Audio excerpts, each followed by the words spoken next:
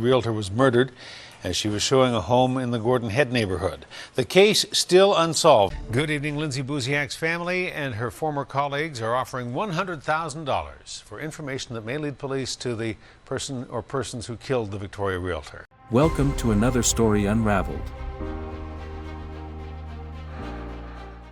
The murder of Lindsay Buziak in Saanich. Imagine a quiet, leafy suburb of Vancouver Island, a community where neighbors know one another and life moves at a measured pace. Saanich, British Columbia has long been known for its serene landscapes and tight-knit community spirit. Yet, in the early years of the new millennium, an event shattered that calm. On February 2nd, 2008, the lifeless body of Lindsay Buziak was discovered in her modest home. In what became one of the most perplexing and emotionally charged murder investigations in the area's history, the case of Lindsay Buziak raises questions about love, betrayal, and the limits of forensic science. In today's murder case, we'll journey through Lindsay's life, the fateful night of the murder, the painstaking investigation, and the many theories that continue to haunt Saanich. Sit back as we unravel this tragic mystery, a story where every detail matters, every clue is scrutinized, and the search for justice endures. Lindsay Buziak was, by all accounts, a woman of contrasts. A person who embodied both warmth and complexity. Described by friends as vivacious, kind, and fiercely independent, Lindsay had built a life that many admired. Working as a real estate agent, she moved easily between social circles in Victoria and Saanich. Her personal life, however, was not without complications. Some reports later hinted at turbulent relationships and financial entanglements that may have exposed her to danger. Though public records offer only a glimpse into her day-to-day activities, interviews with close friends and family paint a picture of someone who was trying to balance ambition with personal struggles. Her evenings were sometimes spent in the company of a vibrant social scene, a factor that, while contributing to her charm, may have also placed her in harm's way. As we explore the events of that fateful night, it is essential to remember Lindsay not merely as a victim of violent crime, but as a multifaceted individual with dreams, vulnerabilities, and a past that continues to provoke discussion among those who knew her.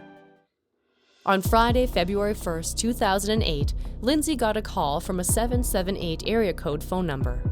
The call was a woman with a heavy accent who was apparently interested in buying a home. Lindsay would later describe the accent as Spanish or Mexican. The caller provided a name, but Lindsay doesn't appear to have written it down in her other notes from the call. The caller explained that her husband was being transferred from Vancouver to Victoria and they needed a brand new $1 million home. She wanted to meet at 5:30 p.m. the next evening, tour some houses, and make an immediate purchase.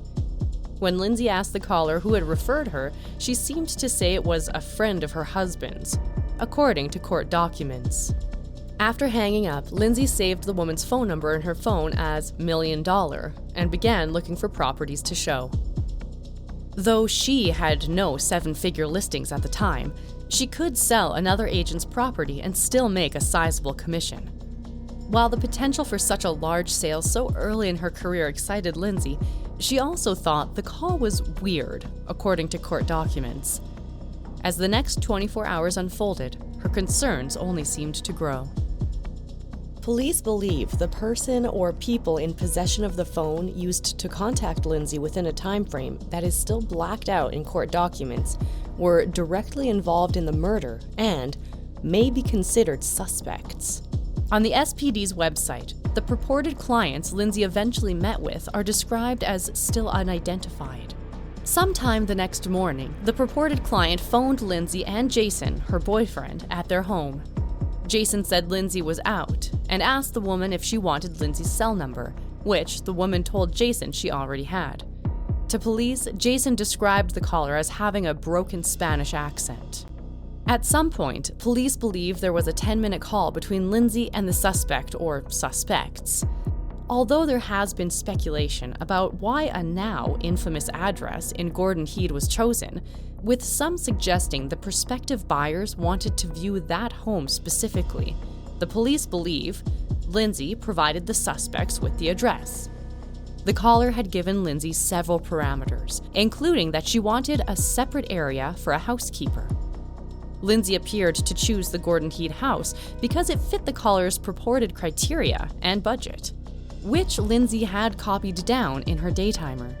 According to court documents, police believed the suspect or suspects may have traveled to Gordon Heed ahead of time, familiarizing themselves with the area and possibly planning escape routes. At around 2 p.m. Saturday, Lindsay was at Remax Camison's head office on Chatterton Way. According to court documents, Lindsay was freaked out and asked the two receptionists to search the caller's name and phone number in a company database. They were unable to find any real estate history in Greater Victoria relating to the information provided. Another colleague, Cal Faber, had overheard Lindsay talking with a small group of co-workers about her new client. Faber, a former RCMP officer, said he and others who were listening to Lindsay's story offered to accompany her to the Gordon Heed address. But Lindsay told them not to worry. Jason was coming. She had full confidence in the fact that her boyfriend was going to be there.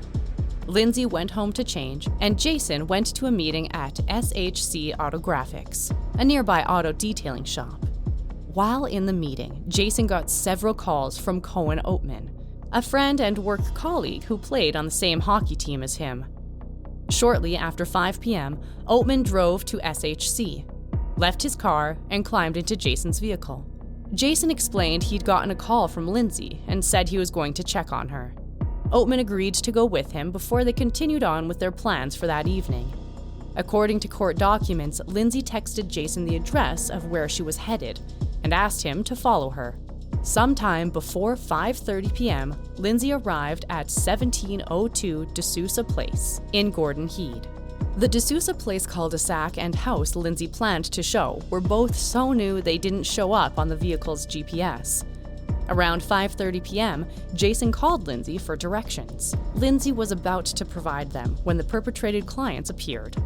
Around the same time, multiple eyewitnesses say they saw Lindsay shaking hands with a couple. He was tall, with dark hair and a long jacket. She had short blonde hair and wore a swirling black and red dress. Lindsay let them inside the house, and the showing began. The main bedroom was at the top of the stairs. As Lindsay turned to show the ensuite bathroom, she was stabbed from behind with an edged weapon. There were multiple stab wounds, nicks, and cuts on Lindsay's body, including her chest and abdomen. The attack at around 5:41 p.m. triggered a pocket dial to a friend Lindsay was not in regular contact with, which resulted in a muffled voicemail message, according to Staff Sergeant Chris Horsley. Immediately after the stabbing, the suspects left the scene. A trail of bloody footprints was found on the staircase, according to court documents. The suspect or suspects were in the process of regathering their shoes, apparently planning to walk out the front door, when Jason and Oatman showed up and cast the man in the vehicle's headlights. Believing the showing had just begun, Jason drove past the house as the man receded through the entry, presumably toward the rear of the house.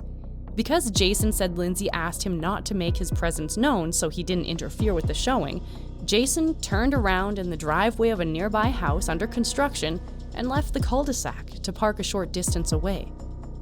Jason said he saw no sign of movement inside the house. He texted Lindsay asking if she was okay, but she didn't respond. After another few minutes, Jason said he repositioned his vehicle closer to the house and tried calling Lindsay, but she didn't answer.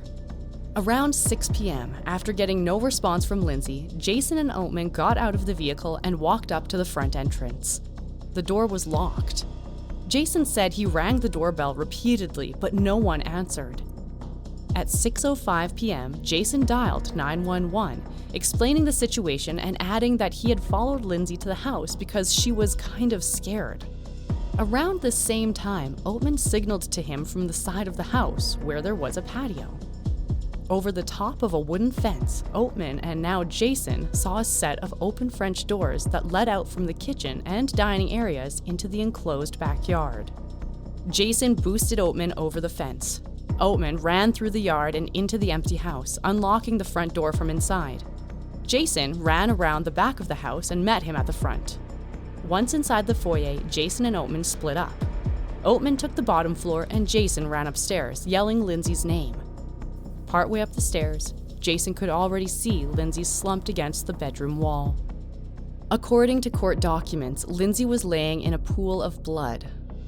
Oatman, who Jason had summoned, made a second call to 911 at 6:11 p.m., explaining they needed an ambulance right away.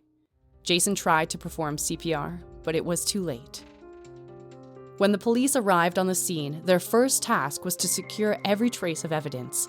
Forensic teams combed through the house, gathering fingerprints, DNA samples, and trace materials that might reveal the identity of the intruder.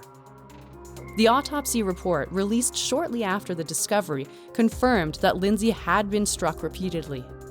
The nature of the wounds indicated a personal and emotional charged attack, hinting at a possible motive rooted in betrayal or personal vendetta. In the days following the discovery, the Saanich Police Department worked around the clock. Detectives conducted exhaustive interviews with friends, neighbors, and acquaintances of Lindsay. Other investigators looked into Lindsay's professional life. Several sources indicated that she had recently become involved in a complex business arrangement that may have entangled her with less than reputable characters. While some theorized that these business dealings could have led to a targeted hit, no direct link was established between any corporate dispute and the violence inflicted upon her. As details of the case emerged, Saanich found itself thrust into a media spotlight that it was unaccustomed to. Local newspapers, television stations, and even national outlets followed every development with intense scrutiny. Community meetings were convened, and vigils were held in memory of Lindsay, whose life had been tragically cut short.